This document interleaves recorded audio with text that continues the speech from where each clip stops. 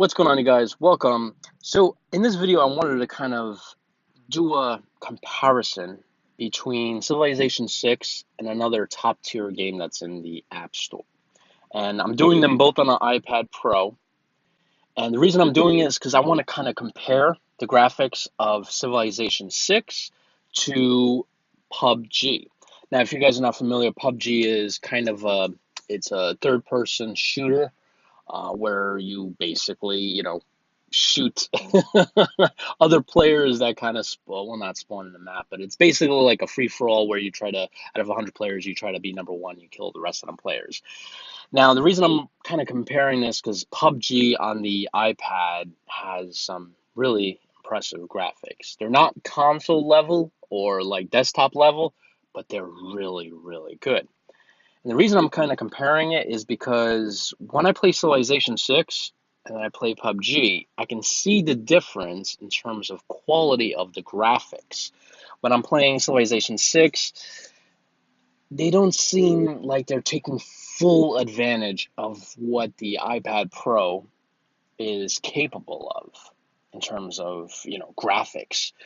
It looks like PUBG can take it to Civilization 6 and then some. It kind of leaps forward. I feel like when I'm playing Civilization 6, it's maybe half the graphics of PUBG. So what we're going to do is I'm going to run some PUBG graphics.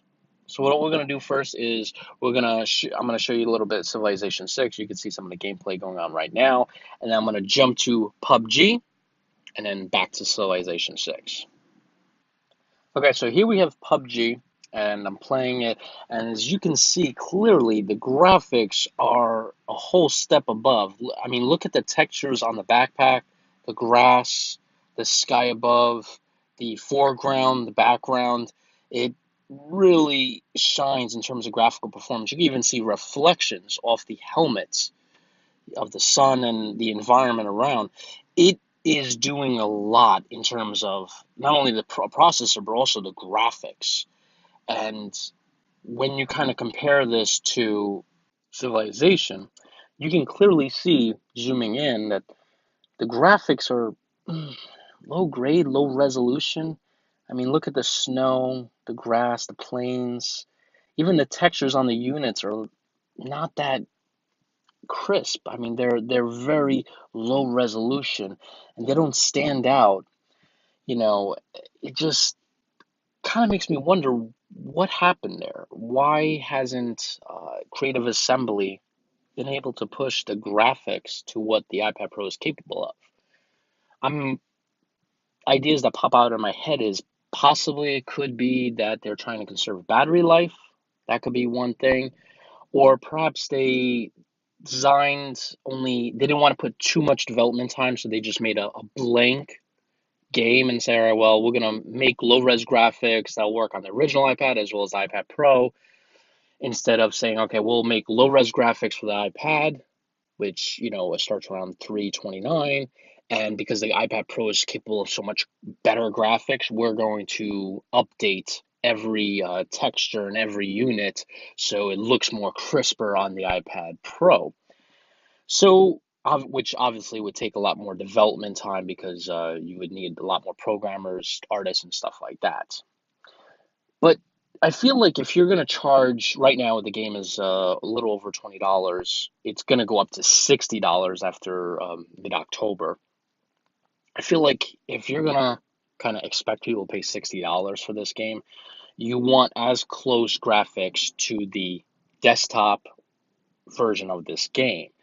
People are not going to say, oh, well, I could buy the, $60 version, get graphics that are like absolutely gorgeous, or I can spend, $60 and get the mobile version, which the graphics are a quarter of that.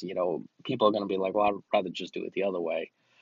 So, yeah, honestly, guys, I really hope Creative Assembly kind of decides to update the graphics, because if they do, then I'm be fine paying $24.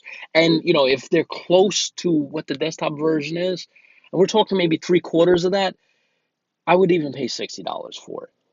But right now I'm having a hard time playing the game and looking at those graphics because they feel so prehistoric, I would say. Honestly, it feels like, graphics what tablets were capable of in 2011 or 2012.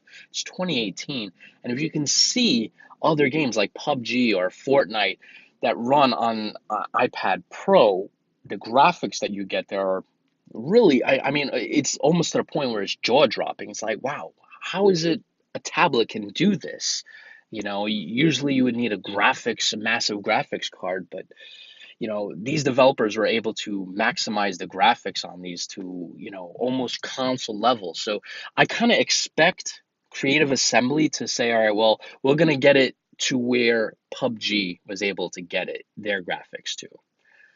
And honestly, if they're expecting us to pay $24 or, $60 after October, you definitely need to up that game.